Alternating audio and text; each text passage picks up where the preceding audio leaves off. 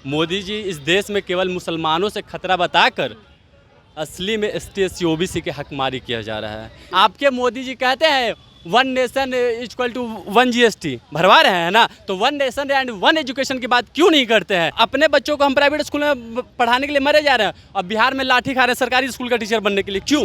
ये सारा मोदी और अडानी अंबानी को दलाली करने के लिए आगे समय में बेचने के लिए प्रक्रिया चालू है। आज भी मंदिर घुसने में, अरवल में लोगों को, आज भी जीतन राम मांझी को विष्णुपद मंदिर में घुसने पे, आज भी द्रौपदी मुर्मू को यहाँ नहीं घुसने दिया अभी पूर्व में कुछ दिन पहले। तो आप कैसे समान नागरिक संहिता की बात करते हैं? किस आधार पे करते हैं, मुझे बताएं। यूनिफॉर्म सिविल कोड का जब से प्रधानमंत्री नरेंद्र मोदी ने मध्य प्रदेश में संबोधन के दौरान ये कह दिया कि यूनिफॉर्म सिविल कोड जो है वो लागू होना चाहिए, तमाम जो नागरिक हैं उनके लिए ये सही है, तब से लेकर के जो है बीजेपी के सारे नेता जो है बिहार में भी मांग करने लगे यूनिफॉर्म सिविल कोड लागू होने को लेकर के। हमारे साथ इस मुद्दे पर बातचीत करने के लिए अभी आरजेडी से जुड़े हुए युवा प्रकोष्ठ के नेता हैं, नाम इनका समीर पासवान है। यूनिफॉर्म सिविल कोड भारत के हर एक नागरिक के लिए एक ही समान कानून होना चाहिए, फिर इससे दिक्कतें क्या हैं आरजेडी को और दिक्कतें क्या है विपक्ष को? देखिए, दिक्कतें विपक्ष को नहीं है, दिक्कतें ना आरजेडी को है,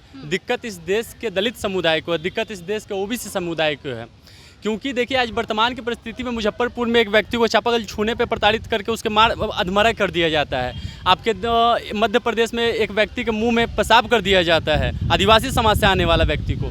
आपको जातीय नाम पे बहुत सी प्रताड़ना की जाती है और आप कहते हैं कि हम सामान्य नागरिक का कानून लाएंगे। तो ठीक है, आप लाइए ना, तो आप जाति को पहले हटाइए, क्योंकि अम्बेडकर साहब ने उस समय भी विरोध किया था, क्योंकि उन्होंने सीधा कहा कि आप जाति व्यवस्था को ख़त्म कीजिए, आप समान नागरिक कोड जो आपका है वो यूसीसी आप उसको लागू करिए। अगर यूसीसी आपको लागू करना है तो डीएनए टेस्ट करवा के लागू करवाइए ना भाई। अगर यूसीसी आपको लागू करना है तो आप डीएनए टेस्ट करवाइए प्रत्येक भारत के नागरिकों का, और उसको एक कानून बनाइए सबके लिए।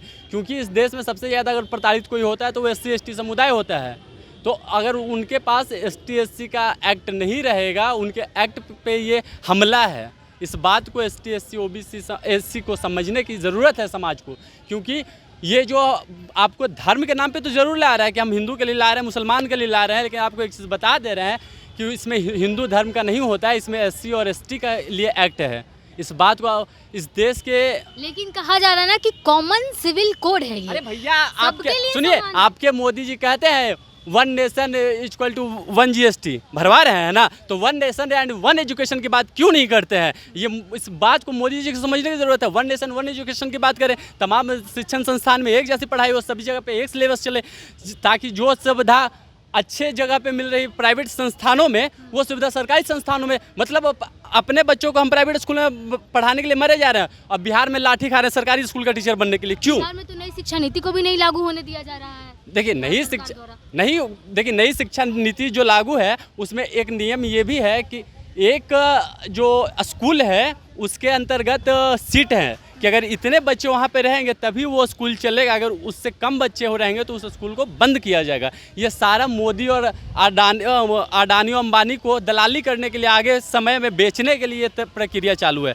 हम तो देखिए, अगर बाबा साहेब ना होते, अम्बेडकर ना होते, तो एक बेंच पे ब्राह्मण का बच्चा और एक बेंच पे दलित का बच्चा कभी बैठ के नहीं पढ़ाई करता। इस बात को समझने की ज़रूरत है इस देश के, खास करके एससी एसटी के वर्ग को। तो कहा तो जा रहा है ना कि अब समान नागरिक, जब सब लोग एक साथ मिल करके रह रहे हैं तो समान नागरिक एक साथ, यही चीज़ को मिटाने के लिए तो यही समान नागरिक संहिता की। अब कोई भी अगर किसी पर भी कार्रवाई होगी तो वो एक जैसी कार्रवाई होगी, किसी के लिए भी अगर कोई कानून बनेगा तो सबके लिए समान कानून बनेगा। पहले जातीय व्यवस्था को ख़त्म कीजिए और उसके बाद डीएनए के अनुसार सबको समान नागरिक कानून संहिता जो है आपका वो लागू करिए, हमें कोई आपत्ति नहीं है। क्योंकि अभी हम लोग सामान्य रूप में नहीं आए, आज भी एक ब्राह्मण एक आदिवासी के मुंह में पेशाब करता है। सुनिए, आज भी वहाँ पे राजपूत समाज से आने वाले लोग मुजफ्फरपुर में दलित को पीट के हत्या करते हैं। आज भी मंदिर घुसने में, अरवल में लोगों को, आज भी जीतन राम मांझी को विष्णुपद मंदिर में घुसने पे, आज भी द्रौपदी मुर्मू को यहाँ नहीं घुसने दिया अभी पूर्व में कुछ दिन पहले। तो आप कैसे समान नागरिक संहिता की बात करते हैं? किस आधार पे करते हैं, मुझे बताएं। अपराध आपके सामने है, वो भी अगर वीडियो वायरल ना होता तो उसके घर पे बुलडोजर भी नहीं चलता। तो दलितों और आदिवासियों की बहुत बदतर हालत है प्रदेश में, देश में। इस चीज़ को भी समझने की जो अभी हम उस परिस्थिति में नहीं है कि समान नागरिक कोड यहाँ पे लागू हो। हम बहुत ही अभी दयनीय स्थिति में हैं। कह रहे हैं कि आप लोग भड़का रहे हैं नागरिकों को, एक तरह से जो विपक्ष में लोग हैं, विपक्ष के जो समर्थक लोग हैं वो भड़का रहे हैं नागरिकों को कि ऐसा स्थिति पैदा हो जाए कि यूनिफॉर्म सिविल कोड है लागू नहीं हो। इससे बस वो चाहते हैं कि सरकार जो योजनाएं लेके आ रही है वो ठप हो, बाकी इसका कोई मंशा देखिए कुछ है नहीं। आप वर्तमान की सरकार की परिस्थितियों के देखिए ना भाई, वर्तमान में जो देश की स्थिति आप उसको देखिए।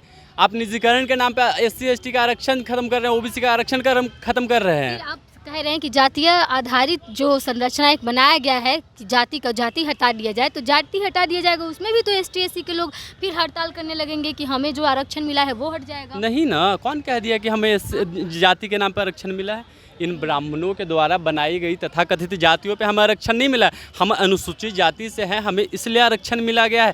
कोई हट जाएगा ना, जैसे आप बोल रहे हैं कि जाति भाई क्यों हटेगा? क्योंकि समान नागरिक समान कानून आएगा तो जाति पहले, हाँ तो जाति हटाइए ना, आप आरक्षण हटा दिए, जाति हटाइए, आरक्षण हटाइए, मुझे कोई तकलीफ नहीं है। आप जाति को हटाइए, आरक्षण हटाइए। आपको ना तकलीफ नहीं है, बहुत ऐसे लोग नहीं है, किसी को नहीं है। आप जाति खत्म कर दीजिए, आर्टिकल 16 के तहत हम आरक्षण छोड़ने के लिए तैयार हैं। हाँ, और आप पुनः पैक्ट को वापस करिए हमारा। ऐसा सभी लोग तो नहीं चाहते हैं। कुछ हम दिन पहले है ना? कुछ दिन पहले लोहार को लोहारा बना दिया गया था बिहार सरकार की तरफ से, तो लोहार जाति के जितने लोग थे वो आ गए थे कि लोहारा जो है वो नहीं आता है ST/SC में, और इसीलिए उनका जो है आरक्षण खत्म कर दिया जाता, तो वो लोग प्रोटेस्ट करने लगे थे। देखिए आरक्षण किसी का खत्म नहीं किया जाता। यहाँ पे धोबी समाज से जो आते हैं, रजक समाज, वो SC में है, लेकिन अगर यही MP में जाइए तो वो OBC में है। तो ये राज्य सरकार की नीतियाँ हैं, वो वोट बैंक का खेल है कि किसको कहाँ रखना है। मोदी जी कहते हैं कि हम OBC का बेटा है, पिछड़ा का बेटा है, मोदी OBC का बेटा है, मोदी पिछड़ा का बेटा है, मोदी स्वर्ण है।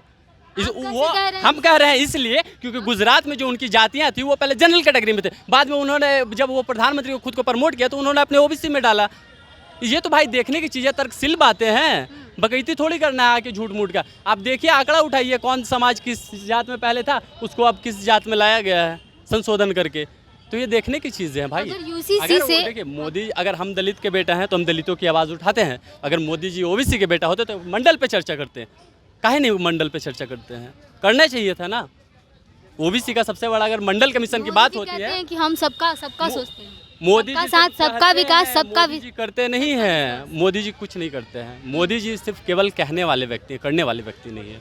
मोदी जी इस देश में केवल मुसलमानों से खतरा बताकर असली में ST/SC OBC के हकमारी किया जा रहा है। इस देश में आरक्षण का विरोध कौन करता है? एक विशेष जाति के वर्ग के लोग। इस देश में हिंदू राष्ट्र की कौन रखता है आशा? एक इस खास वर्ग के लोग हिंदू के नाम पे ब्राह्मण राष्ट्र की मांग करते। तो भैया हमें उससे नहीं, हमारी लड़ाई शिक्षा की है, हमारी लड़ाई स्वास्थ्य की है, हमारी लड़ाई रोजगार की है, हमारी लड़ाई बेरोजगारी की है। तो हम उसकी लड़ाई लड़ेंगे ना। हमें धर्म के नाम पे क्या रखा है? हम किसी मंदिर के पुजारी बना दिए जाएंगे क्या? हम किसी मंदिर के ट्रस्टी बना दिए जाएंगे क्या? हमारी लड़ाई उस चीज़ की है ही नहीं भाई। हमारी लड़ाई संविधान की है। हमारी लड़ाई 26 जनवरी 1949 के बाद हमें सभी अधिकार मिले, तो हम अपने संविधान के बचाने की लड़ाई लड़ेंगे। वरना उससे पूर्व में कई देवी देवता धर्म का नाम पे सब कुछ चल रहा था, बहुत सारे धर्म मजहब थे, तो काहे नहीं उस समय कोई आज़ादी दिलवा पाया? हमारी पैरों में जो बेड़ियाँ थी वो हमारे बाबा साहब ने तोड़ी है, तो हम उनकी विचारधारा को आगे बढ़ाएंगे और हम उनके बताए हुए हर एक रास्तों पर चलेंगे। हमें रास्ते बनाने की ज़रूरत नहीं है, वो इतना बता के गए हैं कि हम उस पर चल सकते हैं। चलिए, तो बहुत बहुत धन्यवाद। एक सवाल ये है कि यूनिफॉर्म सिविल कोड से आखिर दिक्कतें कहाँ आ रही है? अगर लागू होता है तो फिर इस पर क्या प्रतिक्रिया रहेगी लोगों की? देखिए, पहली बात तो ये चीज़ लागू नहीं होनी चाहिए। अगर लागू होती है तो आप जाति को हटाइए, और अगर आपको करवाने है तो DNA टेस्ट करवा के करवाइए, और नहीं तो जो ST/ST एक्ट है उससे अगर छेड़छाड़ करिएगा तो इस देश का पूरा दलित समुदाय आपको 2 अप्रैल 2018 फिर से याद दिलाएगा।